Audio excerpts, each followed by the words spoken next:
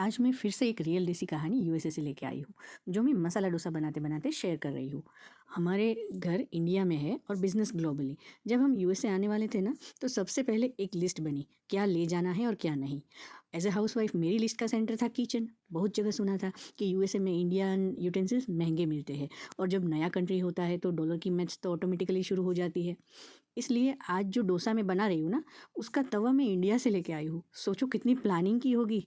अरे मैं तो चाय की पतीली और प्रेशर कुकर भी इंडिया से लाई हूँ। समझो मेरा छोટા કિચન મેં સાથે લાવી હું, અને પાછું બેગમાં વજન ના વધી જાય એનું ધ્યાન પણ રાખવાનું ને. અરે એટલે ફૂંક મારો ને તોય ઉડી જાય એવી સ્પેશિયલ સ્ટીલની ડીશ મારા જેઠાણી અમારા માટે શોધી લાવ્યા. બોલો, हम गुजराती है, पर डोसा एक ऐसी चीज़ है जो गुजराती, पंजाबी, महाराष्ट्रियन कोई भी कम्युनिटी को पसंद आ जाता है। यहाँ डोसा $10 से स्टार्ट होता है, पर मुझे घर का डोसा ही सबसे बेस्ट लगता है। जब मैं छोटी थी ना, तो राजकोट में महिला कॉलेज के पास फैमिली के साथ डोसा खाने जाते थे। तब डोसा को चूर चूर करके उसमें ढेर सारा सांभर डाल के खाते थे। फुल मज़ा आता था। आज रेस्टोरेंट्स में एटिकेट और मैनर्स के चक्कर में वो फीलिंग्स नहीं आती, पर घर पे तो सब अलाउड है ना। यूएसए आने से पहले मैं बहुत सोशल मीडिया सर्च किया, क्या ले जाना क्या करना, पर मेरी तरह इतनी बारीकी से कोई कुछ नहीं बताता था।